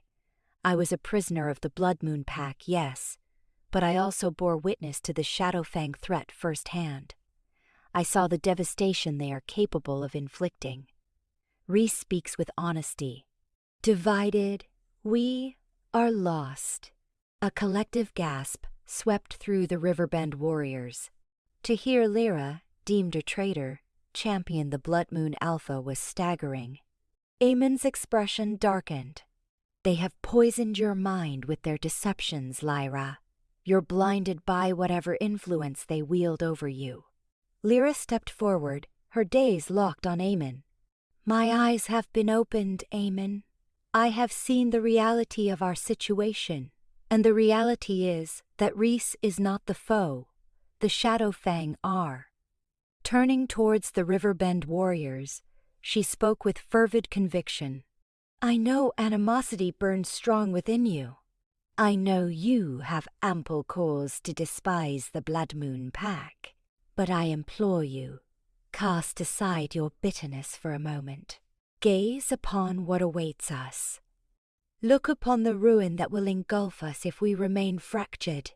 Can you honestly claim that pride, that resentment, outweighs the lives of your kin, of our pack?" The ensuing silence was profound, heavy with unspoken considerations. Reese watched as the Riverbend warriors exchanged glances, their faces mirroring uncertainty and fear. He sensed the shift, the first fractures appearing in the wall of animosity. Then, Lyra's gaze found Reese, her eyes beseeching him. "Tell them, Reese. Recount what you witnessed. Tell them what hangs in the balance." Reese inhaled deeply, his heart pounding a frantic tattoo against his ribs. This was the crux. Everything hinged on this instant. He stepped forward, his voice imbued with unwavering sincerity. "I have beheld the Shadowfang Legion. They are merciless, inexorable. Honor means nothing to them, nor does compassion. They will slaughter any who dare oppose them. They have already laid waste to packs far stronger than ours. Should we confront them separately, we will be crushed. But if we pool our strengths, our knowledge, skills, we possess a chance to endure. I ask not that you erase the past, I ask that you consider the future. A future where our packs stand shoulder to shoulder, not as adversaries, but as allies, united against a shared peril." "Ah." He paused, his gaze sweeping over the Riverbend warriors. "I know trust is not freely given, nor should it be. Given past grievances, but I am willing to earn it. I am willing to go to any lengths to forge this alliance. I swear to you, I will not betray you. I will stand beside you, fight beside you, until the Shadowfang are vanquished." Aemon's face was a study in fury. "You dare to trespass on our lands and offer false promises? You dare attempt to manipulate us with your artful lies?" He seized Lyra's arm, his grip vise-like. "Do you see, Lyra? This is their way. They twist words. They prey on emotions. They cannot be trusted." Lyra winced at his touch, but she did not waver. She met Aemon's gaze, her eyes reflecting a mix of sorrow and resolve. "I trust him, Aemon." The words lingered in the air, a declaration that resonated through the clearing. "I believe in him, and I believe he is our only salvation." She wrenched her arm free and moved to stand alongside Reese, placing herself directly beside him. "I stand with Reese. I stand with Bloodmoon. I stand for our pack's survival." The gasp that rippled through the Riverbend warriors this time was louder, more pronounced. It was a collective intake of breath, a moment of stunned disbelief. Lyra, the outcast, the prisoner, was publicly pledging her allegiance to the enemy. Reese felt a surge of emotion, gratitude, admiration, and a fierce protectiveness. He reached out and clasped her hand, his fingers interlacing with hers, a silent pledge of solidarity. "Then you are not alone, Lyra," he stated, his voice unwavering. "We will confront this together." He turned back to Aemon and the Riverbend warriors, his gaze resolute. "The choice is yours. Stand with us, or perish alone." Kalen, Alpha of Riverbend, his features hardened by years of command and grief, fixed Lyra with a gaze that felt like a tangible pressure. He recognized the fervent spark in her eyes, a reflection of the encroaching inferno threatening their very existence. More than just devotion to Reese fueled that blaze. It was unshakable conviction, vibrating through the stunned air. He knew that look. It had stared back at him from mirrors, each time he'd been forced to make agonizing choices for the betterment of his own. Choices that still lingered like specters. "Lyra," he finally rasped, his voice a low rumble, "do you truly grasp the weight of your pronouncements? Treason is the charge. Defending an enemy." He hesitated, the unspoken accusation hanging palpably. "You chose him." Lyra's stare remained unwavering. I understand completely, Kaelin. Yet what value has treason when annihilation looms? What's loyalty to a pack destined for oblivion? Rhys isn't the foe. The Shadowfang are. And their savagery will know no distinction between Bloodmoon and Riverbend. Though firm, her voice trembled with urgency. She navigated a treacherous path, her life, and the lives of those she cherished, teetering with each syllable. Aemon, jaw tight with fury, lunged forward, hand instinctively grasping his sword's handle. She's been corrupted, Kaelin. Seduced by their falsehoods, their enchantments. The final word escaped him like venom. She's lost to us. Rhys, silently absorbing the animosity directed at Lyra, stepped into the breach, interposing himself between her and Aemon. A quiet action, yet a resounding declaration. Enough, Aemon. Your hostility is unproductive. My intentions are plain. The Shadowfang threaten us both. Unity is our only recourse. Kaelin scrutinized them, noting the subtle protectiveness in Rhys's posture, the resolute trust shining in Lyra's gaze. The bond, undeniable and forceful, superseded the deep-seated animosity between their packs. He recalled hushed accounts of ancient prophecies, of chosen individuals destined to either unify or demolish them all. Could Lyra and Rhys embody that prophecy? The notion simultaneously chilled and sparked hope. He faced his assembled warriors, their visages betraying anxiety and doubt. He felt the crushing pressure of their expectations, the burden of their survival resting solely upon him. His lost mate flashed through his mind, snatched away in a Shadowfang raid, the embers of vengeance still glowing. Could he suppress that animosity, that sorrow, for the sake of his people? He closed his eyes, inhaled deeply, and resolved. Enough! He boomed, his voice cracking the tension like shattering glass. I have heard sufficient. Lyra has spoken, and Rhys has extended his proposition. He opened his eyes, his gaze sweeping the throng. We teeter on the brink. We can remain fractured, mired in the past, and be decimated.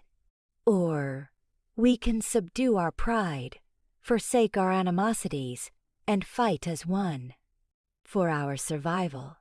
For our future. A ripple of murmurs passed through the ranks, a blend of opposition and reluctant consent. Kaelin lifted his hand, silencing the dissent. This is not a lasting peace.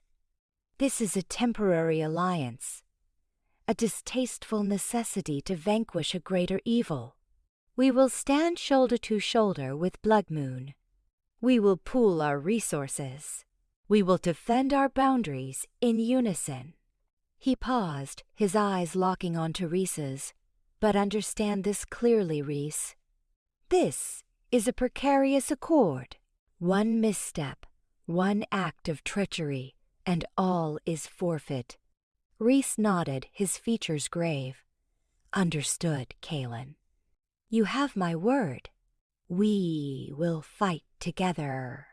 We will survive together. And once the Shadowfang are vanquished, we will reassess the landscape. Kaelin turned to his pack. Prepare for conflict. We will rendezvous with Bloodmoon at the perimeter.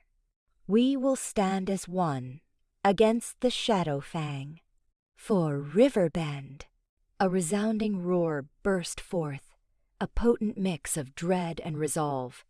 The Rubicon had been crossed. The pact, however frail, was sealed. Lyra exhaled in relief, the strain leaving her muscles. But she knew this was merely the prelude. The true trial lay ahead. The ensuing days dissolved into a frantic blur of preparations. The Riverbend and Bloodmoon packs, still regarding each other with suspicion, labored side by side, honing their blades, fortifying their defenses and formulating tactics for the looming clash. The atmosphere crackled, the scent of pine and moist soil commingling with the sharp tang of blood and the raw energy of impending war. Lyra found herself acting as a conduit between the two packs, deciphering battle strategies, mediating disagreements, desperately attempting to cultivate a sense of unity. The strain was immense, both mentally and physically. She was constantly walking a razor's edge, endeavoring to balance loyalty to Riverbend against her affection for Rhys and her faith in the Alliance. Rhys, weighed down by his Alpha's responsibilities, found himself pulled between his obligations to his pack and his yearning to be by Lyra's side. He held unshakable faith in her, yet he also understood the wariness his pack harbored towards her, the suspicions surrounding her motives. He dedicated his days to overseeing battle preparations, ensuring his warriors were ready, reserving stolen moments at night with Lyra, drawing comfort from her presence and resilience from her unwavering faith. Aemon, still burning with animosity and mistrust, tracked Lyra and Rhys with a malevolent gaze. He obeyed Kaelin's directives, partaking in the war preparations, yet he made no effort to conceal his loathing for Bloodmoon and his conviction that Lyra had betrayed them all. He perceived the alliance as a symptom of weakness, a desperate gamble destined to precipitate their downfall. As the ultimate confrontation drew nearer, the tension escalated to a breaking point. The scouts brought word that the Shadowfang army was immense, dwarfing their initial estimates. The odds were overwhelmingly against them. Still, the Riverbend and Bloodmoon packs stood firm, bound by a shared adversary and a fragile hope for deliverance.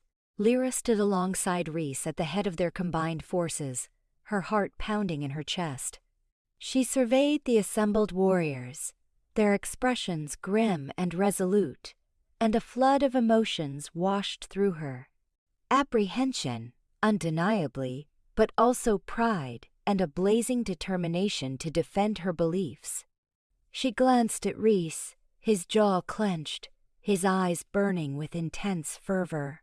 He squeezed her hand, a silent reassurance. "We stand here," Rhys bellowed, his voice echoing across the expanse.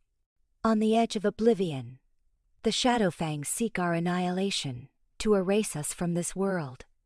They believe us vulnerable, divided, but they are mistaken. We are Riverbend, we are Bloodmoon, and we are united." A thunderous roar erupted from the warriors, a defiant challenge to the encroaching darkness. Lyra raised her sword, her voice joining the chorus. "For Riverbend, for Bloodmoon, for our future." The battle was about to commence.